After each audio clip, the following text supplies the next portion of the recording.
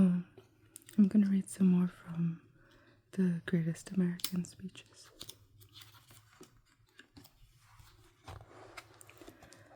I left off at John Brown.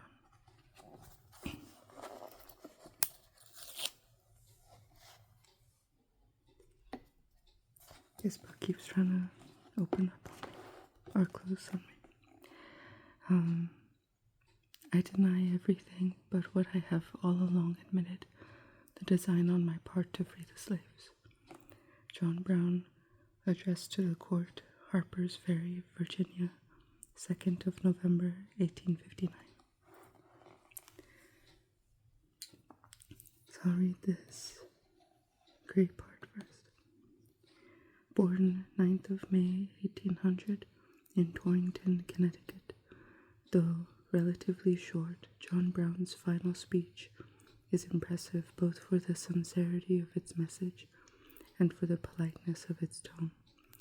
In it he calmly points out that his sole aim is the honorable one of wishing to free the slaves with no intention to murder, incite rebellion, or destroy property.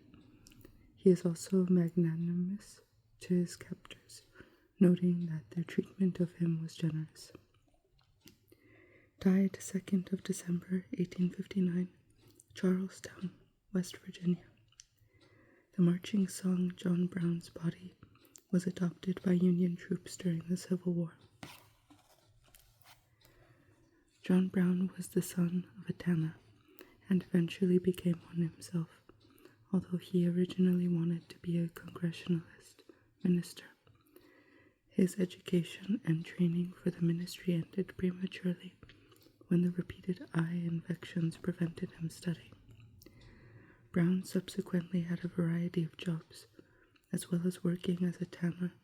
He was a sheep drover, farmer, and wool merchant, before settling down in New York State in a mainly black community on the land donated by the anti-slavery philanthropist Gerrit Smith.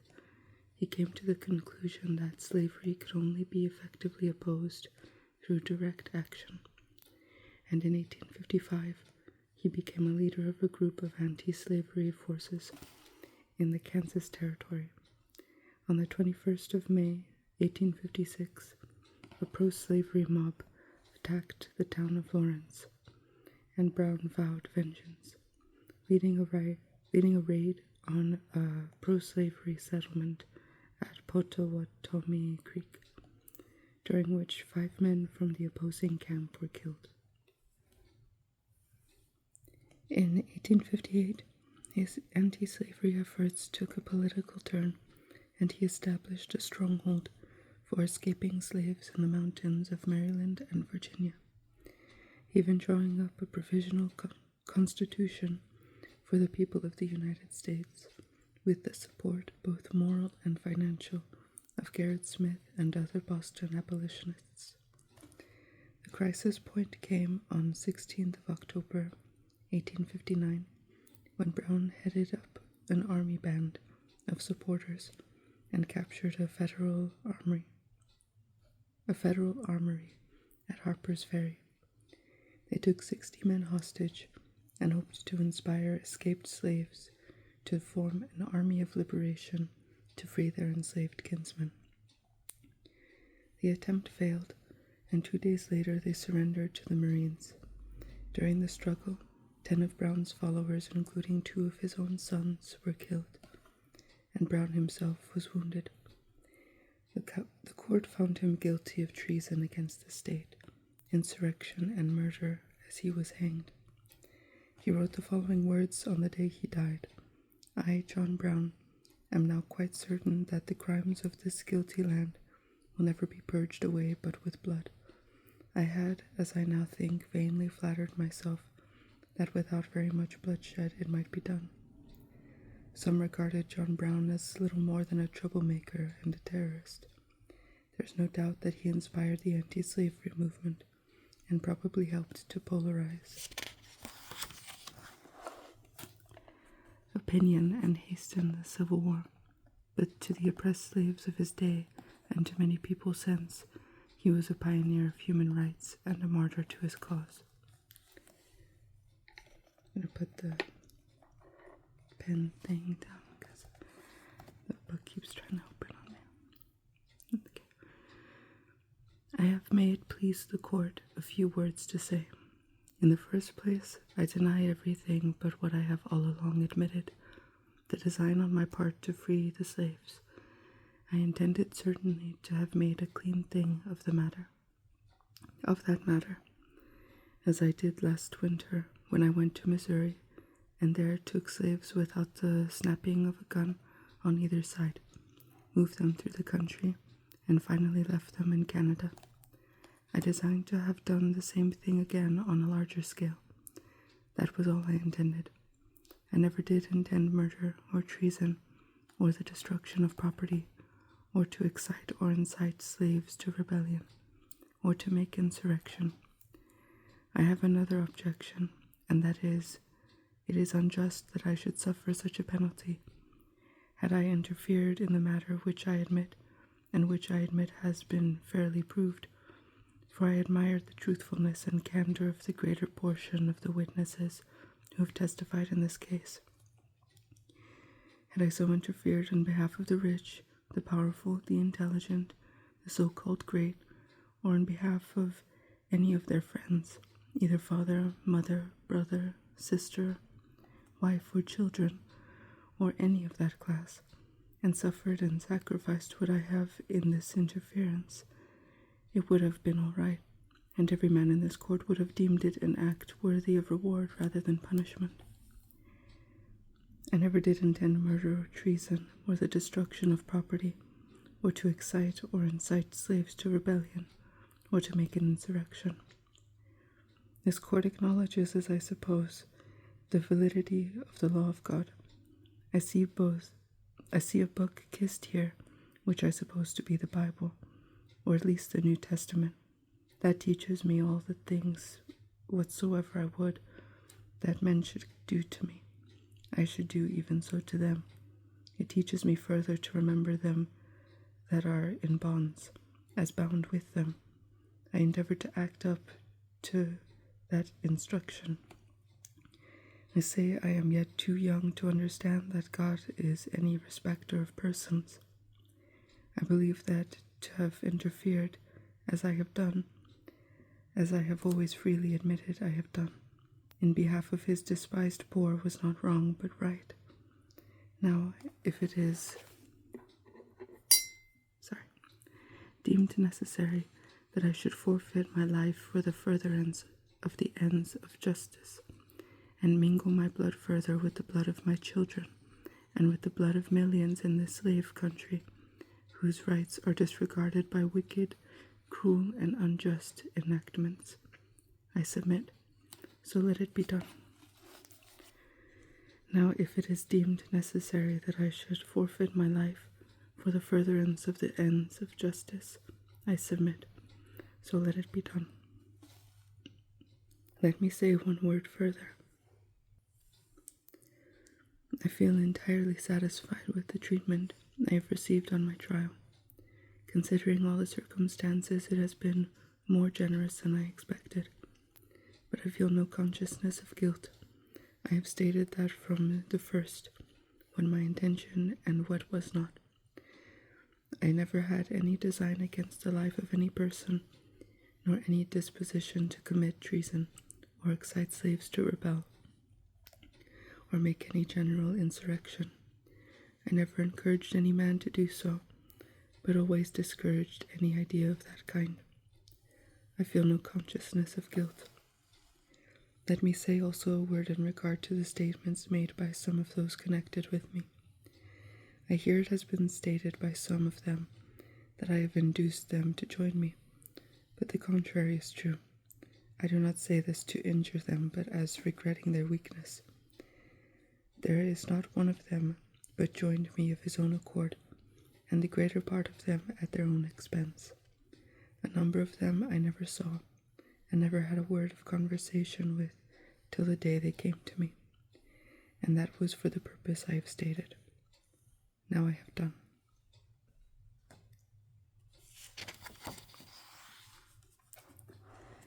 The next one is Abraham Lincoln. 77 years ago, our fathers brought forth on this continent a new nation. Abraham Lincoln, the Gettysburg Address, 19th of November, 1863. And with malice towards none, with charity for all, Second Inaugural Address, 4th of March, 1865, Washington.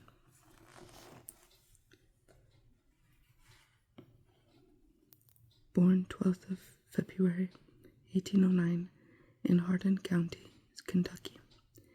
The Gettysburg Address was given in commemoration of the three-day Battle of Gettysburg, a turning point in the Civil War, which left over 51,000 casualties.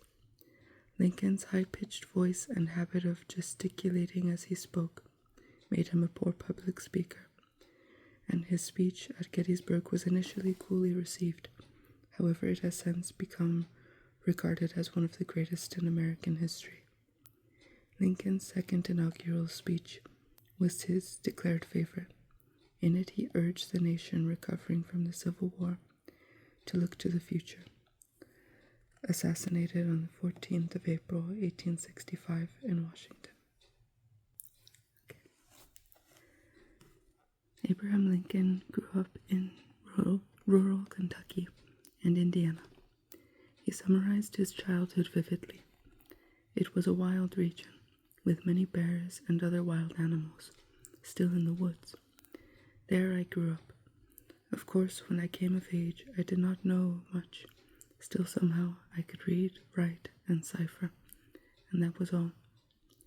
The young Lincoln studied avidly by himself, urged on by his stepmother.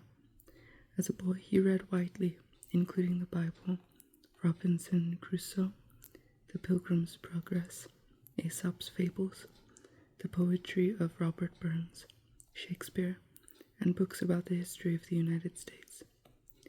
At the age of 21, he teamed up with Denton Offutt, an itinerant trader and storekeeper, who helped him build a flatboat, and took it down the Sangamon, Illinois, and Mississippi rivers to New Orleans. In 1831, Offutt employed Lincoln in his store in New Salem. It was undemanding work, and Lincoln had ample time to study and read. He studied law and became more and more interested in politics. In 1832, he became a candidate for the Illinois House of Representatives, but the election was interrupted by the Black Hawk Indian War. Lincoln volunteered and served as a captain in one of the Sangamon County companies. However, he saw little action, and his short military career seems to have been undistinguished. A subsequent venture as a country storekeeper failed and left Lincoln with debts that took 15 years to settle. In May 1833, he became a postmaster of New Salem, and the same year was appointed deputy to the surveyor of Sangamon County. Lincoln was elected a member of the Illinois House of Representatives in 1834, re-elected in 1836, 1838, and 1840, and served in the post until 1842. In 1858, he ran for senator, and although he lost, his popularity was enough to win him the Republican nomination for the 1860 presidential campaign. However, only the northern states supported Lincoln.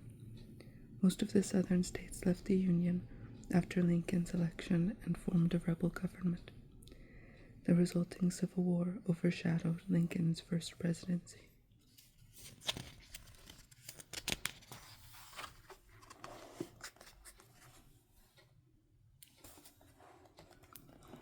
On the 1st of January, 1863, he issued the famous Emancipation Proclamation, declaring the slaves of the Confederacy forever free.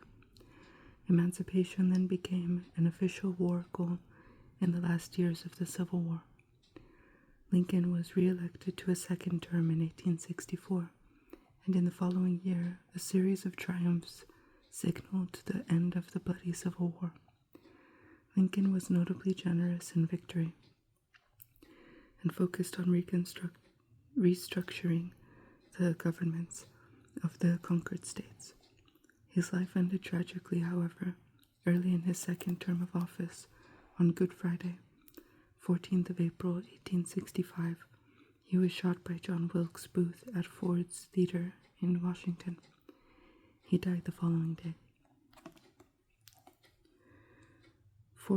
7 years ago, our fathers brought forth on this continent a new nation, conceived in liberty and dedicated to the proposition that all men are created equal. Now we are engaged in a great civil war, testing whether that nation or any nation so conceived and so dedicated can long endure. We are met on a great battlefield of that war.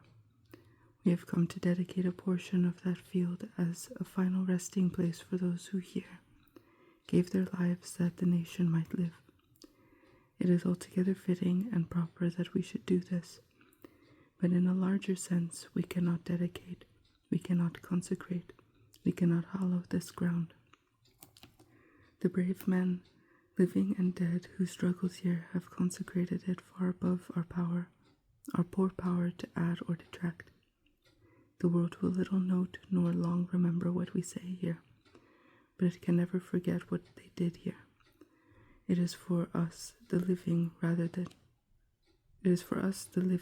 to be dedicated here, to the unfinished work which they who fought here have thus far so nobly advanced. It is rather for us to be here. The world will little note nor long remember what we say here, but it can never forget what they did here.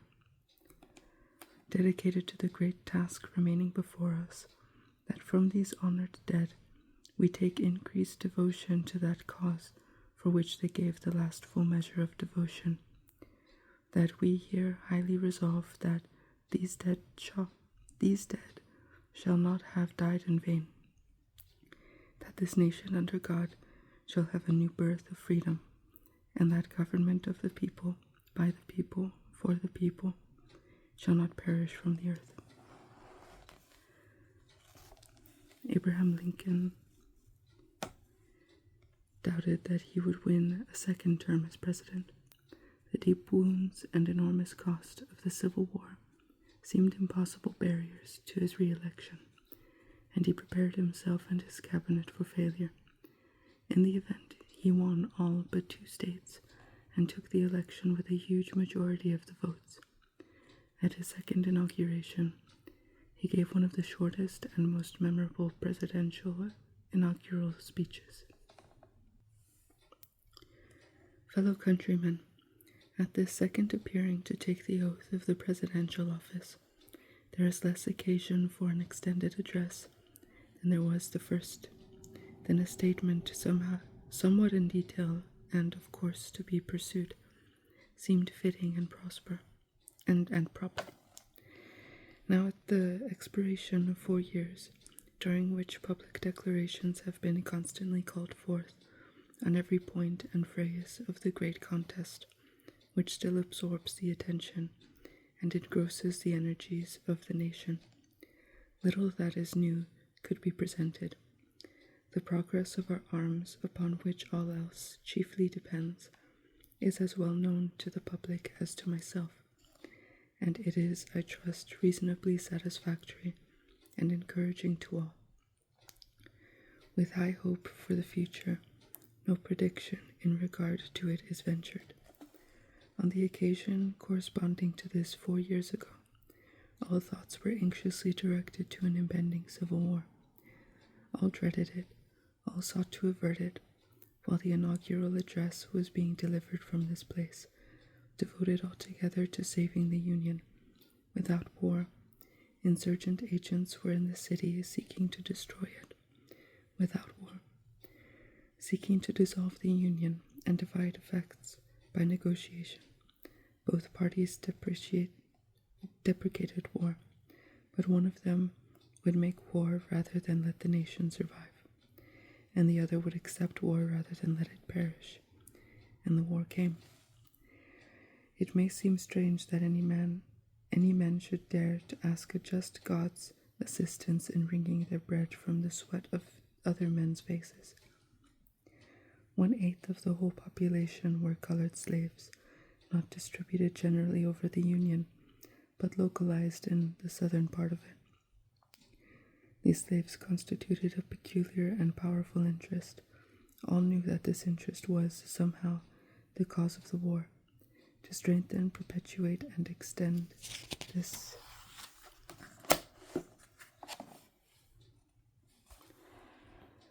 interest was the object for which the insurgents would rend the Union, even by war, while the government claimed no right to do more than to restrict the territorial enlargement of it.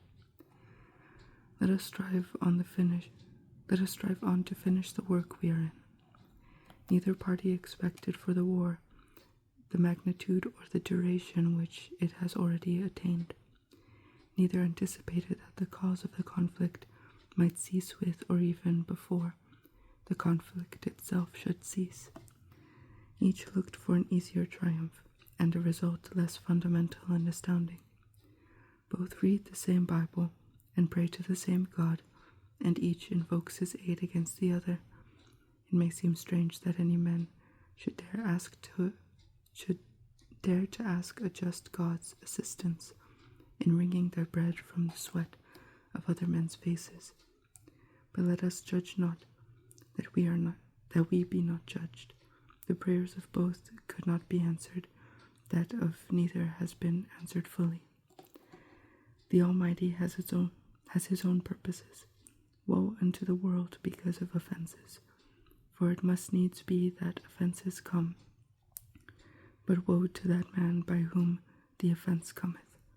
If we shall suppose that American slavery is one of those offenses which, in the providence of God, must needs come, but which, having continued through his appointed time, he now wills to remove, and that he gives to both North and South this terrible war, as the woe due to those whom the offense came, shall we discern therein any departure from those divine attributes which the believers in a living God always ascribe to him?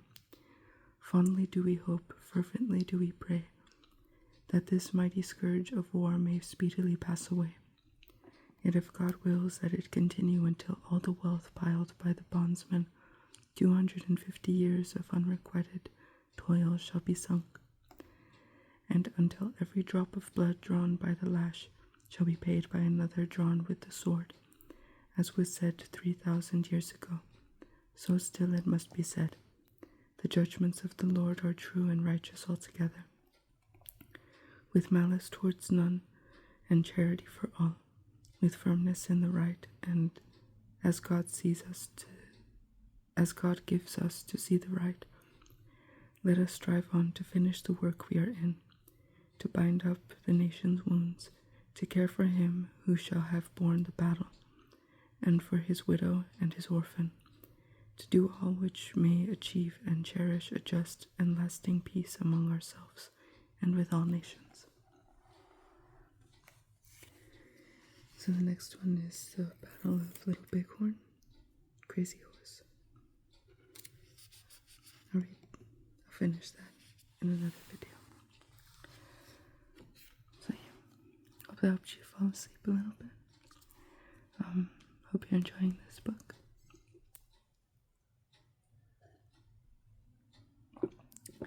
Thank you for watching my videos and liking and subscribing and commenting and everything. Yeah, hope that helped you